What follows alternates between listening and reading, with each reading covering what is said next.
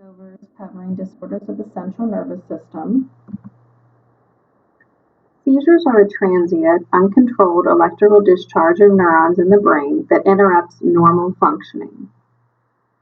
Epilepsy is a disease marked by a continuing predisposition to seizures with neurobiologic, cognitive, psychologic, and social consequences. They're often known as recurring seizures. Epilepsy is caused by a group of neurons that seems to undergo spontaneous firing that spreads to adjacent tissue and firing that's going to spread throughout the brain, causing a generalized seizure. The cause of this abnormal firing is not clear. About 1/3 of all seizure disorders are idiopathic in nature. Genetic abnormalities may also be an important factor contributing to the idiopathic cause of seizure disorders. For example, some types tend to run in the family, and others are related to abnormalities in specific genes. Other causes of seizure disorders or seizures can vary by age. Newborns may suffer from seizures secondary to infections such as meningitis, birth injuries, or congenital malformations. Individuals between the age of 2 and 20 suffer from seizures secondary to possibly trauma and genetic influences. Adults and older adults might suffer from a seizure related to a stroke, brain malignancy, head trauma, or other vascular diseases. Seizures resulting from systemic and metabolic disorders are not considered epilepsy if the seizure stops if the underlying condition is corrected. For example, hypoxia, hypoglycemia, electrolyte imbalances such as hypocalcemia, hyponatremia, and substance abuse with subsequent withdrawal are all problems that can be corrected with treatment and collaborative care. Classifications of seizures. A generalized seizure, or a loss of consciousness, loss of control of body function, is going to affect both sides of the brain from onset. A tonic-clonic, or tonic or clonic or grand mal seizure. The tonic phase is when there's stiffening, muscle rigidity, and the immediate loss of consciousness, where breathing ceases, the pupils are fixed or dilated, and the patient becomes incontinent. During the clonic phase, there is rhythmic jerking, where the eyes roll back, the patient hyperventilates, and there's possible frothing at the mouth. There is a gradual return to consciousness with a postictal state, where the patient is fatigued, there is subgeneralized confusion, the patient has no memory of the seizure, and there's soreness of the muscles.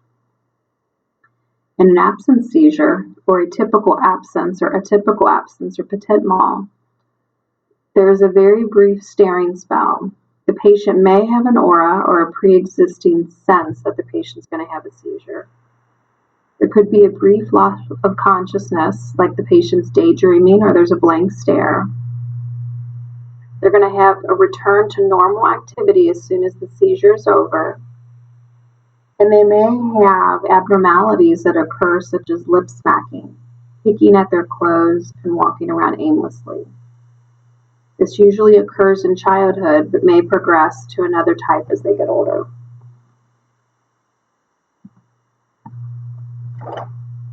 This image shows the characteristic stiffening of the body, the tonic phase, and then the subsequent jerking of the extremities, the clonic phase. Another classification of seizures is the focal or the partial seizures, where the seizures beginning locally, they have unilateral manifestations, and they're usually confined to one side of the brain. A simple focal seizure is where there is no impairment of consciousness. It rarely lasts longer than 1 to 2 minutes, and the manifestations depend on the area of the brain involved. These patients may experience a sense of déjà vu, and they may have autonomic changes, such as fluctuations in their heart rate, flushing, intense pain, or an offensive smell. A complex focal is where there may be some alteration of consciousness. They may have no motor impairment or non-purposeful activity. They may have an aura or a sense prior to the seizures happening. They may have alterations in memory, distortion of vision, auditory sensations, an increase or decrease in sexuality. Usual activity may continue, and they may have some postictal confusion or amnesia.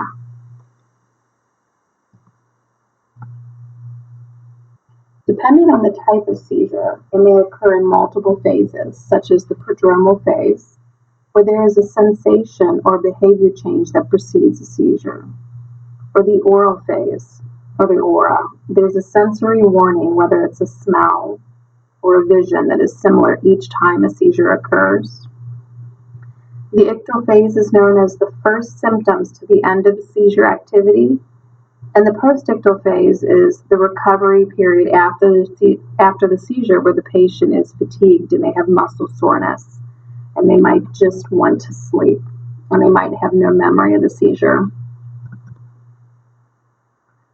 The most useful diagnostic tool in diagnosing a seizure is an accurate, comprehensive description of the events and the patient's health history.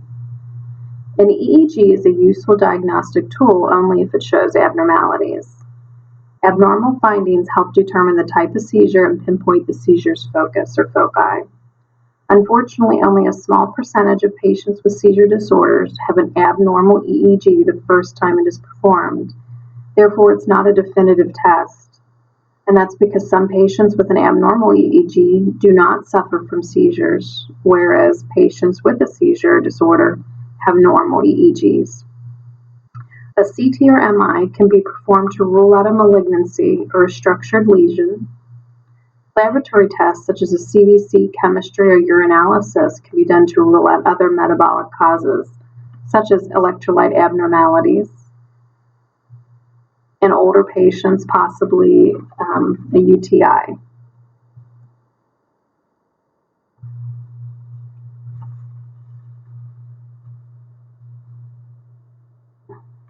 Status epilepticus is a continuous seizure activity that's going to last greater than 5 minutes, or seizures that recur in a rapid succession without return of consciousness between seizures.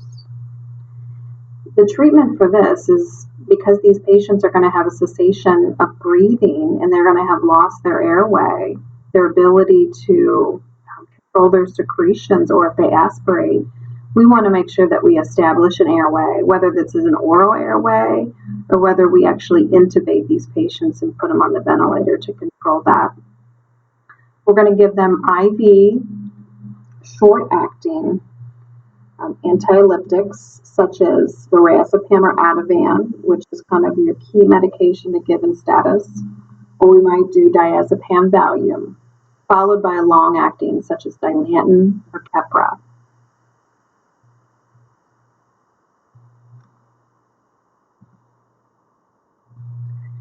In these patients, we want to make sure that we document the events preceding the seizure.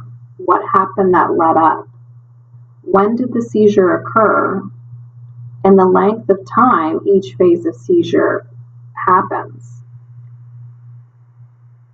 What occurred during each phase of the seizure, the course and nature of the seizure activities, the body parts involved in the sequence, the presence of any autonomic signs, and the presence of any automatisms, such as the lip smacking or the aimless walking. We also want to document what happens in the post-ictal phase, the loss of consciousness, the memory loss. And we want to do vital signs, monitor their respiratory status and their airway. And a lot of times in this phase, we need to let the patient sleep.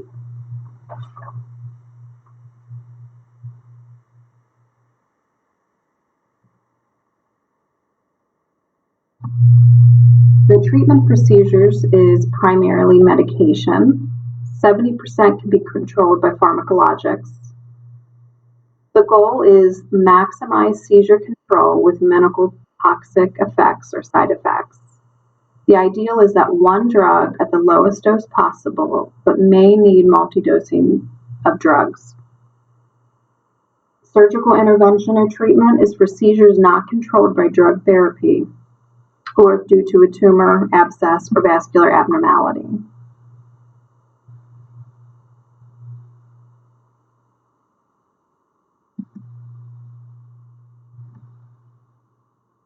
Drug therapy for seizures, they act by stabilizing nerve cell membranes, or they raise the seizure threshold so they're not as responsive to the triggers of seizures, and prevent the spread of the epileptic discharge.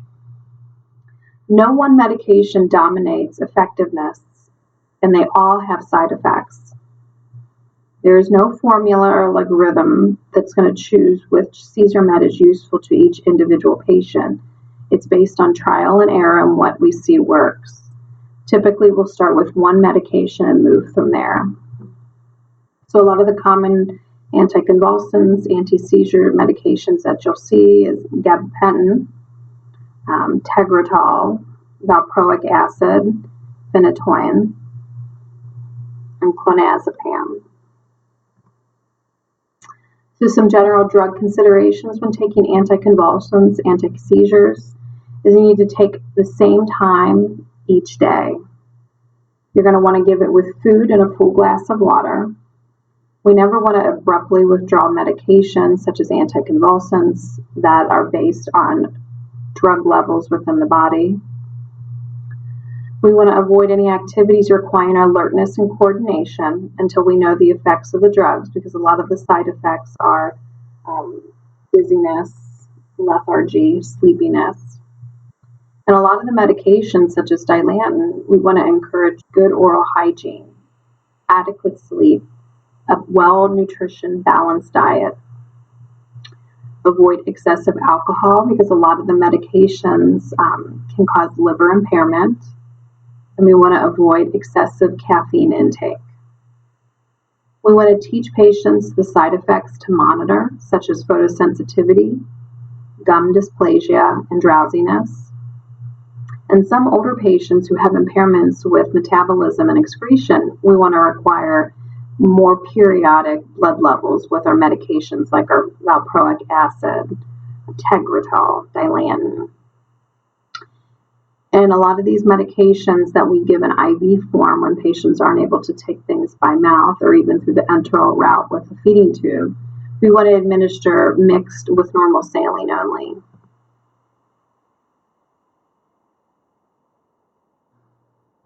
These are some special populations of patients who take anticonvulsants or anti-seizure medications. Anybody who has an impairment in metabolism, excretion.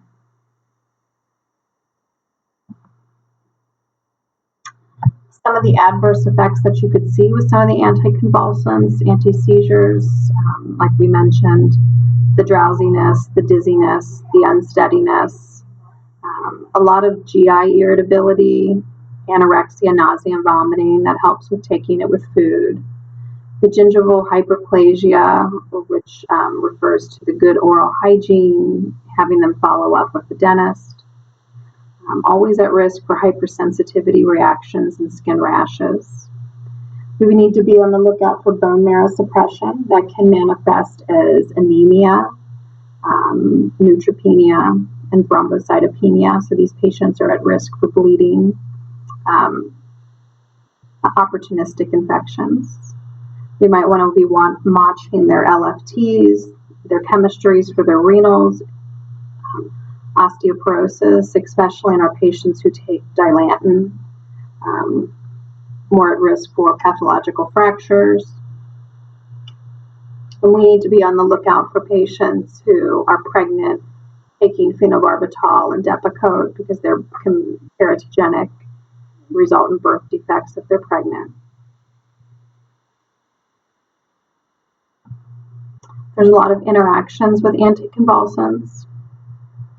There's an increased anticonvulsant sensitivity.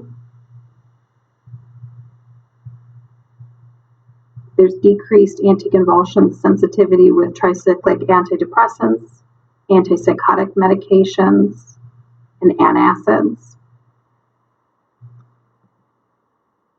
So some of our nursing diagnoses and interventions with somebody who has a seizure disorder who has a seizure Your primary one is going to be ineffective breathing pattern, ineffective airway clearance related to neuromuscular impairment during the seizure activity. We're going to assess these patients' oxygenation status, their ability to breathe, maintain their airway. If they're not already on oxygen, we're going to put them on some oxygen. It may not be the initial first thing we do, but it's going to be one of those things. We're going to be multitasking, asking somebody else to give us some oxygen. We're going to loosen the clothing around their neck. We're going to make sure that the patient is turned on their side and that we've lowered them to the floor. We are not going to force anything into their mouth. And we're going to have suction nearby in the event that they do vomit or they have a lot of excess secretions that we worry about them aspirating. Risk for injury related to the seizure activity or the loss of consciousness or the postictal weakness fatigue.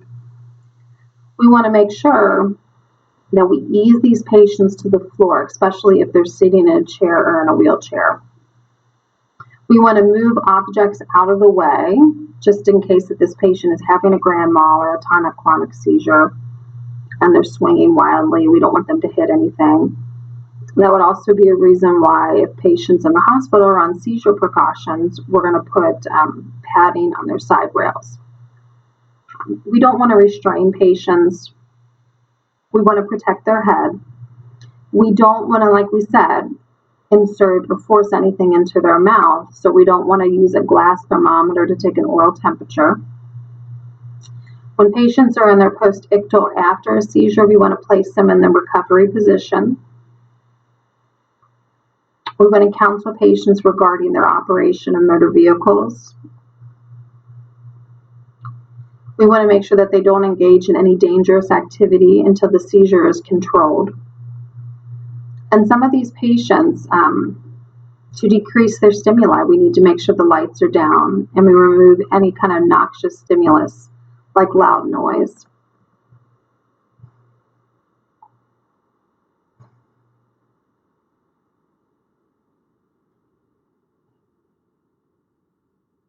Other nursing diagnoses and interventions.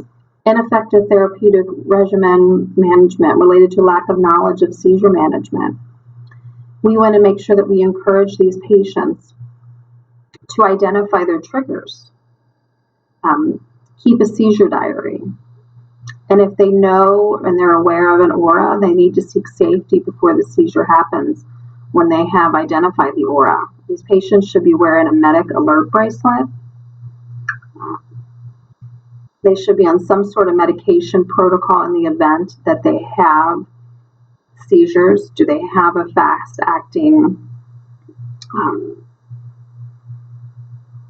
protocol? Like, do they have IM or sub-Q Valium or Ativan at home or a suppository in the event that they do have a seizure? And quick-acting. We want to teach to practice very good health habits, just overall good diet, rest, avoid excessive fatigue, alcohol, smoking, methods to reduce stress that could induce a seizure. We want to encourage them to routinely follow up with their healthcare provider and also to make sure that if there's any unusual or new side effects to their drugs, that they share that with the physician. And they also need to make sure that the family is aware of what to do in the event that there's a seizure and what treatment options are there and they should be using. And because the patients with seizure disorders may experience concerns or fears related to recurrent seizures, their loss of control, we need to make sure that we support the patient through teaching and help them use effective coping mechanisms. We need to identify safe leisure activities for these patients to be a part of. That's not going to increase their risk of injury in the event they have a seizure. We want to educate and provide them factual information on the disease, treatments, and support groups. And we want to provide a supportive environment, one that has a reduction of stress. Headaches are classified as either primary or secondary. Primary are not caused by a specific disease or underlying medical cause or condition. Secondary headaches are typically caused by a sinus infection, brain tumor, or neck injuries. And the headache will usually go away once the underlying condition is treated. So headaches is one of the most common human pain experience. And like we said, it's a symptom rather than a disease.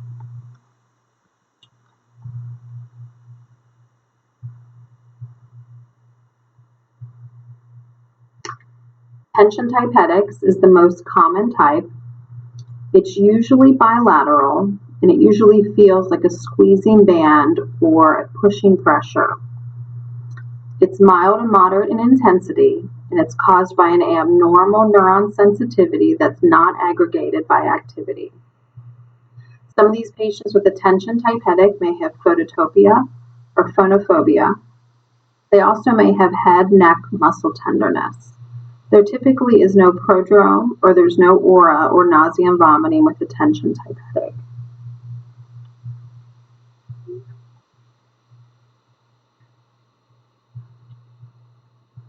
Treatment is typically with massage, non-pharmacologics, moist heat to the neck, ice to the head, non-opioid analgesics such as acetaminophen, NSAIDs, and if chronic, we might consider tricyclic antidepressants and maybe cognitive behavioral therapy. As far as for diagnostics, careful history taking may be the most important tool for diagnosing attention headaches. If the headache occurs during examination, the examiner, physician, nurse practitioner may see an increased resistance to passive head movements. An EMG may only reveal sustained contractions of the neck, scalp, or facial muscles. A migraine headache is typically a chronic, episodic, throbbing or pulsing headache that can last from 4 hours all the way up to 72 hours, 3 days. Usually these patients are going to have unilateral around the eye that's going to frequently start at the temple. It can work its way to the forehead, nose, or cheek, and sometimes even the gums. And this headache is typically going to worsen with movement. Other coinciding symptoms might be nausea, vomiting.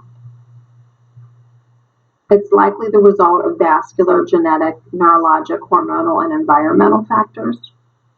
They do feel like there's an increased incidence with women versus men. Usual triggering events can be somebody's menstrual cycle, bright lights, stress, sleep deprivation, hunger, certain foods that contain tyramine or MSG, chocolate, red wine, caffeine, changes in weather. Diagnosis of a migraine headache is usually based on the patient's history. There is no specific lab or diagnostic test that can actually diagnose a migraine headache. A head CT or MI are not recommended unless the basic neurological exam with the physical examination reveals an abnormality. Treatment is usually to withdraw from the environment or whatever the triggering event is, a dark, quiet environment without noise, daily relaxation to keep stress levels down, acupuncture, like we said, avoiding triggers, maybe keeping a diary so that we can identify the triggers, adequate sleep, good eating habits, and then medications to see the separate handout that's up on Blackboard, because there are abortive medications and then there are also preventative.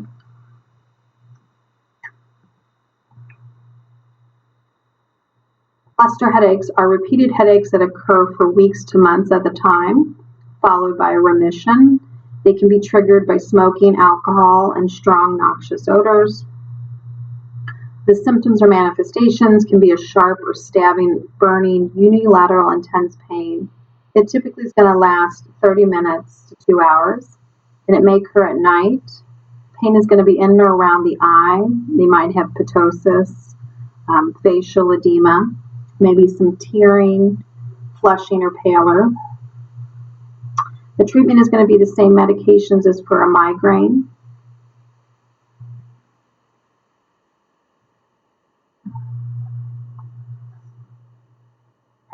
Parkinson's disease is a chronic, progressive, neurogenic disorder characterized by slowness in the initiation and execution of movement, increased muscle tone, tremor at rest, and gait disturbance. Although the exact cause of PD is unknown, a complex interplay between genetic and environmental factors is involved. Approximately 20% of patients with PD have a family history of PD. In other individuals, exposure to toxins or certain viruses may trigger the illness.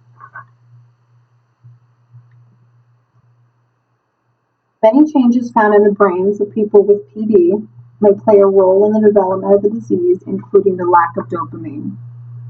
The process of Parkinson's involves the degeneration of the dopamine-producing neurons in the substantia nigra of the midbrain, which in turn disrupts the normal balance between dopamine and acetylcholine in the basal ganglia.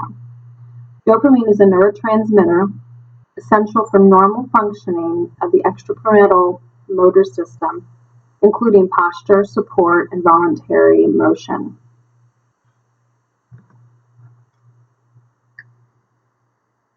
The onset of PD is gradual and insidious with an ongoing progression.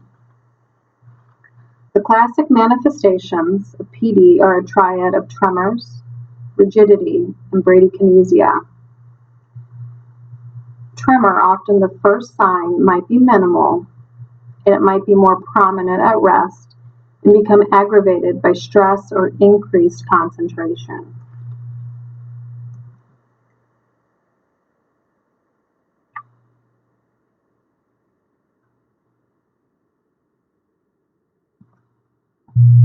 Postural instability with Parkinson's is common. Patients may complain of being unable to stop themselves from going forward or backward. In addition to the motor signs of PD, many non-motor symptoms are common. They include depression, anxiety, apathy, fatigue, pain, and short-term memory impairment. Sleep problems are common in patients with PD and include difficulty staying asleep at night, restlessness, and drowsiness of sudden sleep onset during the day.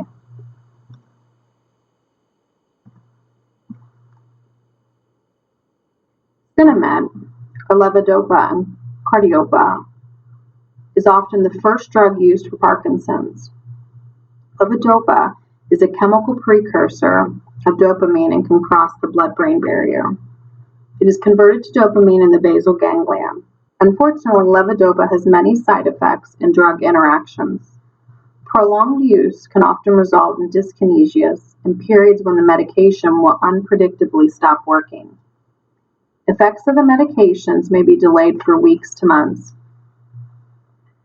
Patients and caregivers should be instructed to report any signs of dyskinesia, which can be described as uncontrolled movements, changes in mental status, palpitations, orthostatic hypotension, nausea, vomiting, difficulty urinating, and depression.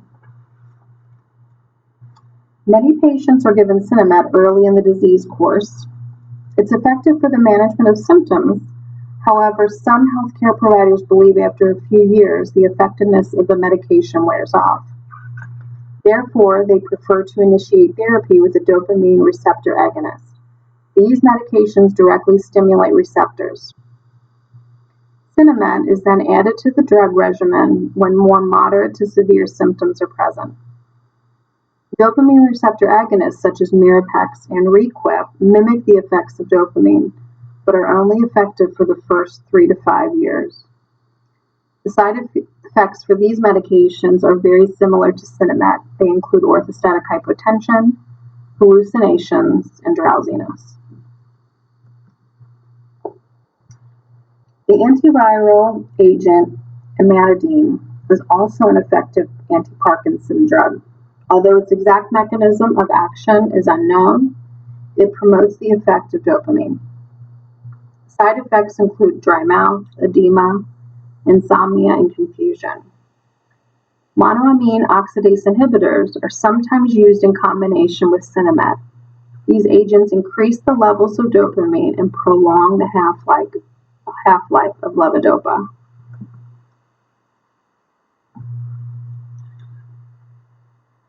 Other medications are used to control some of the symptoms associated with Parkinson's, such as muscle spasms. So we're going to be giving them medications like baclofen, muscle relaxers. Drooling, so we might use sublingual atropine to dry up their secretions. We might use antihypnotics or hypnotics like Ambien, Restoril for the insomnia. And we might use SSRIs for depression.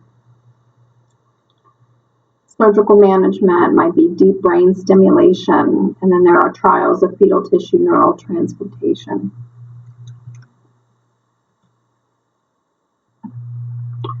Some of the nursing diagnoses that we might see with Parkinson's obviously is impaired physical mobility, secondary or related to the rigidity and the bradykinesia, with the slow movements and the muscle rigidity, increased risk for falling, self-care deficits related to the tremors and motor disturbances, constipation related to the medication use and reduced activity, imbalanced nutrition.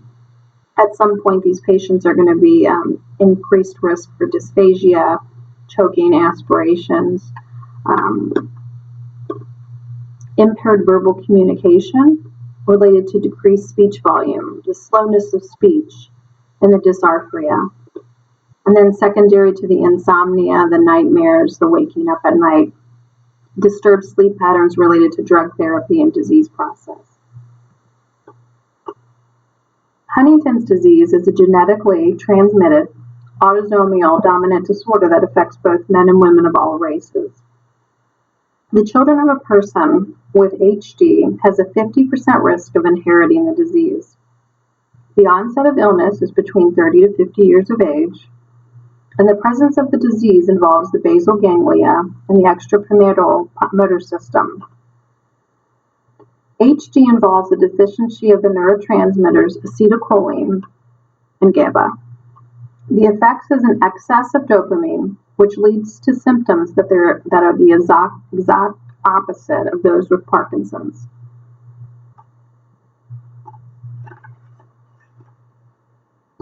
Death from Huntington's occurs about 10 to 20 years after the onset of symptoms. The most common cause of death is pneumonia, followed by suicide. Other causes of death include injuries related to a fall and other complications. HD is a movement disorder that is characterized by abnormal and excessive involuntary movements known as chorea. These movements are writhing, twisting movements of the face, limbs, and body.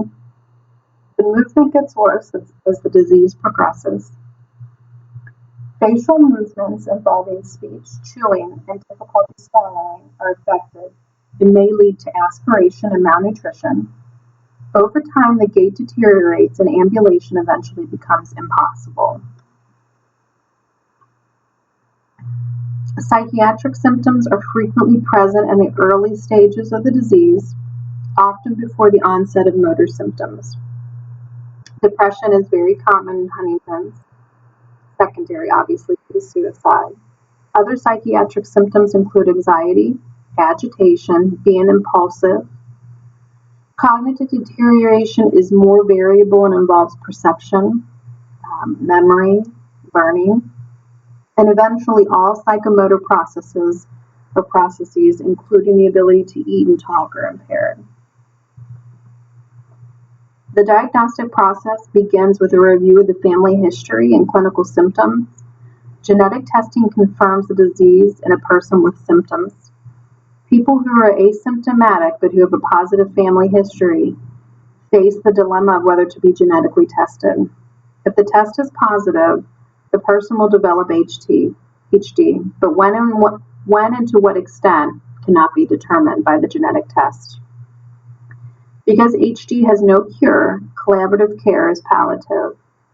Xenazine is used to treat the chorea and works to decrease the amount of dopamine available at the synapses in the brain, and thus decreases the involuntary movements of Huntington's.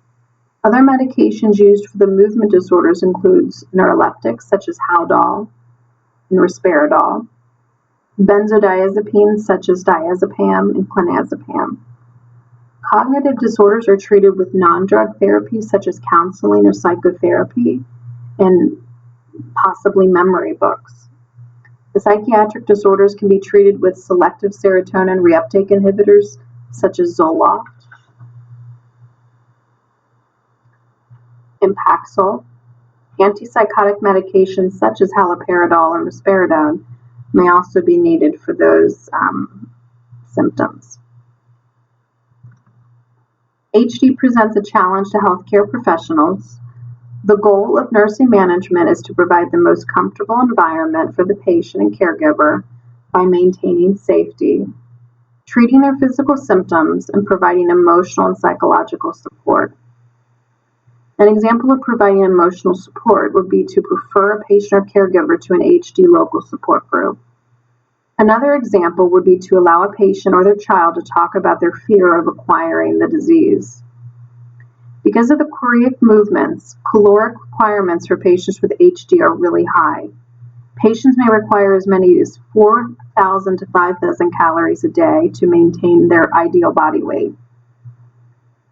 As the disease progresses, meeting caloric needs becomes a greater challenge when the patient has difficulty swallowing and holding their head still. As a result, they will need foods high in calories but soft in texture.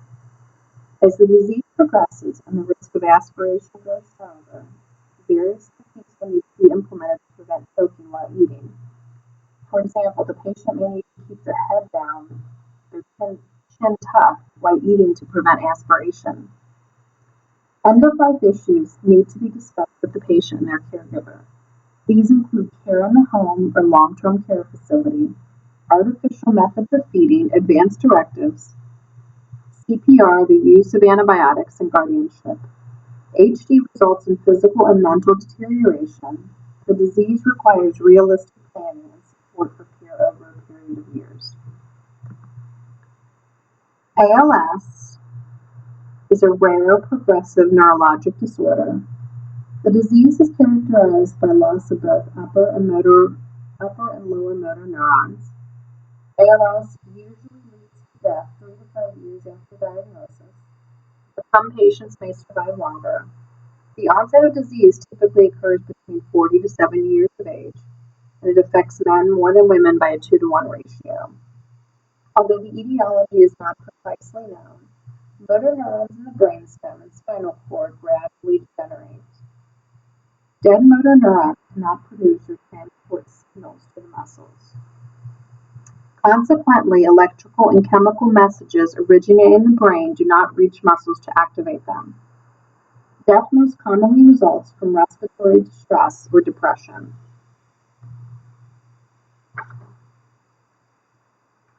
Although the cause of ALS is not exactly known, there is a genetic component to the illness that has been linked to a chromosome 21 defect. Some neurologists also hypothesize that environmental factors play a part in the disease's development. Typical symptoms of ALS are fatigue, progressive limb weakness, dysarthria, and dysphagia. Muscle wasting and atrophy and muscle fasciculation result from the denervation of the muscles and lack of stimulation used. Other symptoms might include pain, sleep disorders, drooling, emotional lability, constipation, and reflux. Later manifestations are linked to respiratory compromise. As I said above, 50% of patients with ALS will die from respiratory complications secondary to an increase in muscle weakness or a decrease in muscle weakness and a reduction in vital capacity. The key diagnostic test with ALS is a muscle biopsy. It can confirm changes consistent with muscle atrophy and loss of muscle fibers, both of which are characteristics of ALS. Unfortunately, there is no known cure for ALS, and care is mostly supportive and palliative. Riluzole, or Riluzole, slows the progression of ALS. This drug works to decrease the amount of glutamine in the brain. In patients who take Riluzole, there is an increased risk for liver toxicity and immunosuppression. Patients taking intravenous medications have their liver enzymes, blood count, including their white blood cells, and blood chemistry monitored. Patients on Rolutac should be instructed to report any febrile illnesses to their physician. The illness trajectory for ALS is devastating because patients remain cognitively intact while wasting away. Key nursing interventions include facilitating communication, reducing the risk of aspiration, facilitating early identification of respiratory insufficiency, decreasing pain secondary to muscle weakness, decreasing the risk of injury related to falls, and providing diversional activities such as reading and companionship.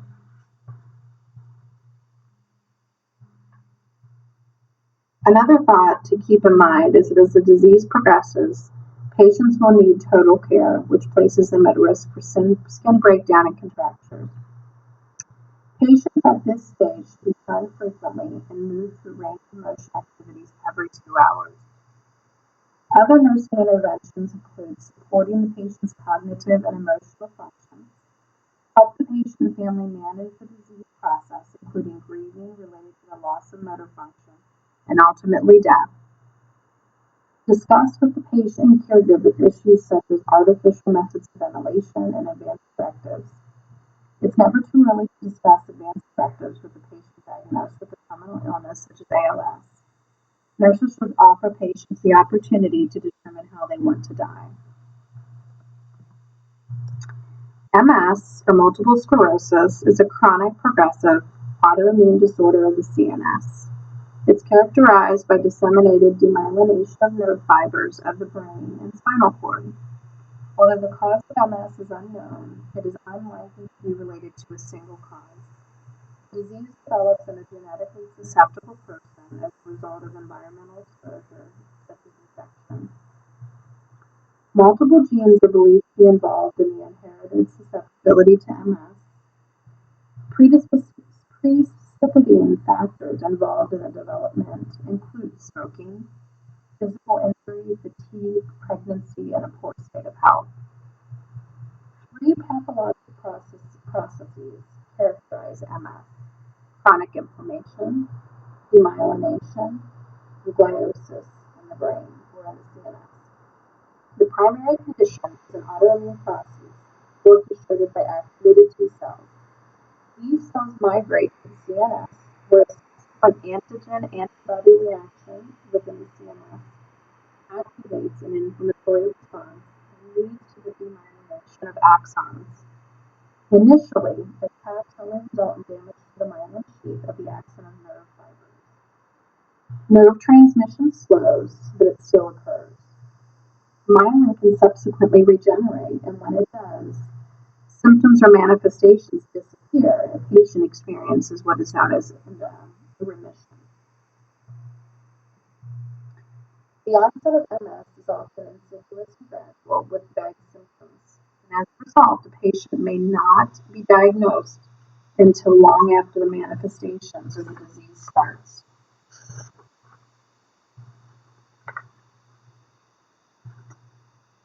Blurred or double vision, red-green color distortion, or even blindness in one eye may be the first symptoms experienced by a person with MS. Many patients describe muscle weakness as well as problems with coordination and balance. Some patients experience difficulty walking and standing, and in worst-case scenarios, some patients experience paralysis.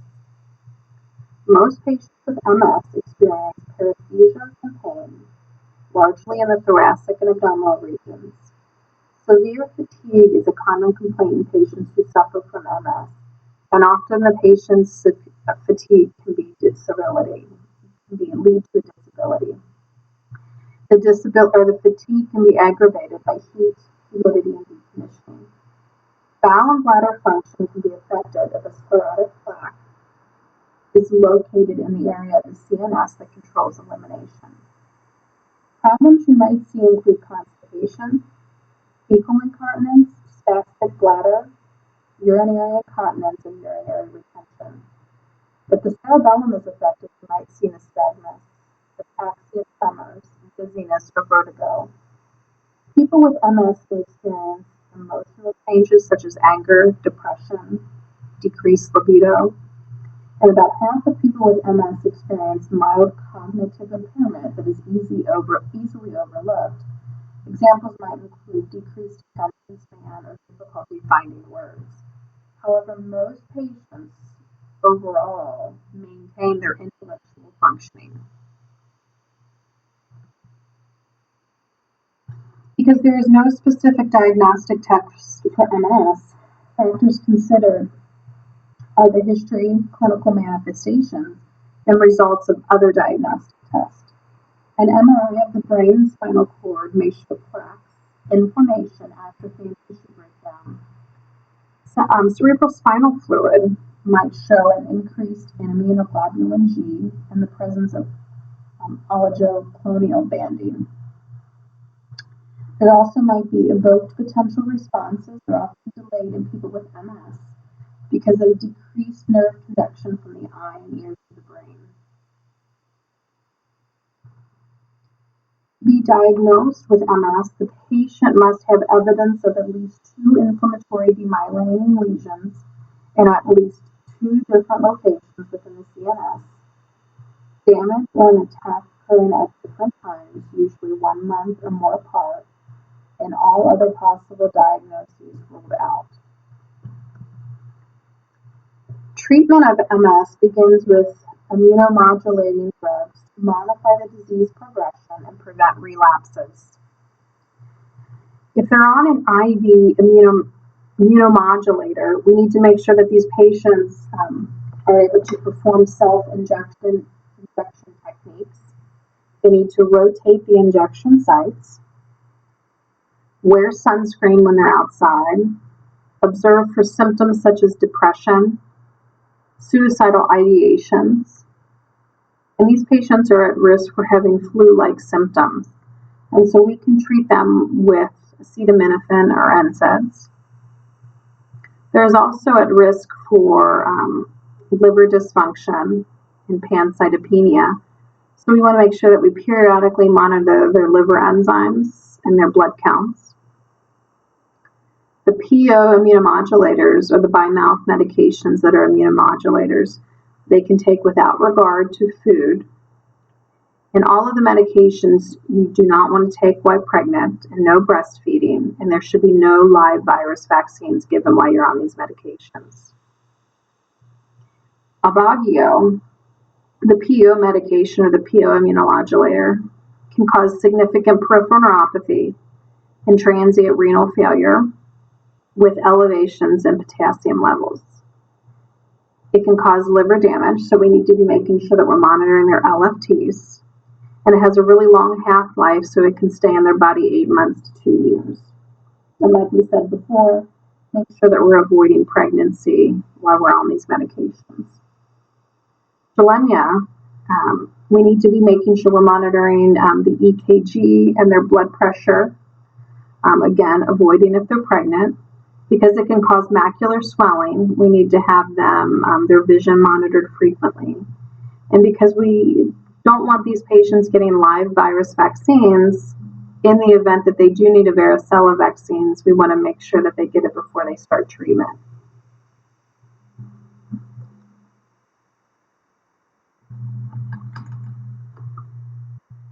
Other medications to support MS is corticosteroids are used to treat acute exacerbations of MS.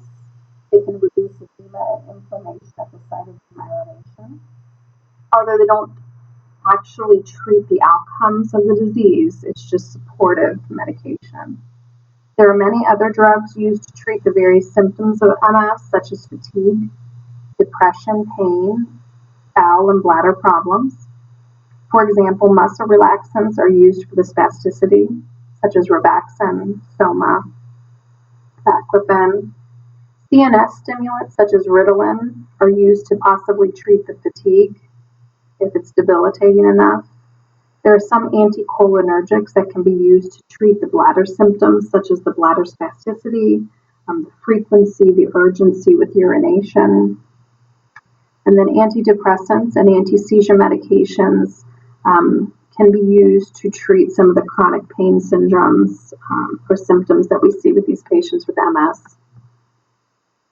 During an acute exacerbation, the patient may be immobile, fatigued, or confined to bed. The focus of nursing interventions at this phase is to prevent major complications of the immobility, such as respiratory and urinary tract infections and pressure ulcers. Bladder control is a major problem with patients with MS.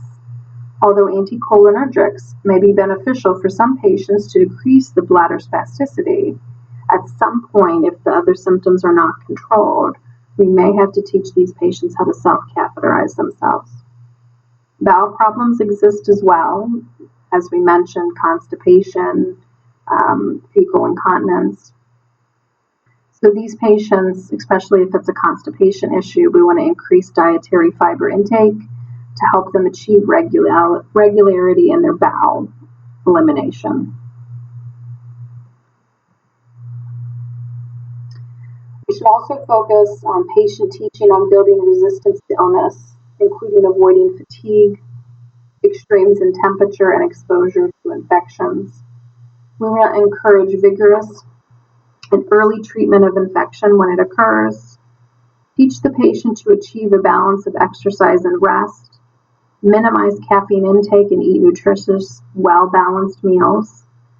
The patient should know their treatment regimens, such as their drug side effects, and how to identify and manage these side effects, and drug interactions with over-the-counter medications. The patient should consult a healthcare provider before taking any non-prescription drug or over-the-counter drug. The patient with MS needs to make many emotional adjustments because of the unpredictability of their disease.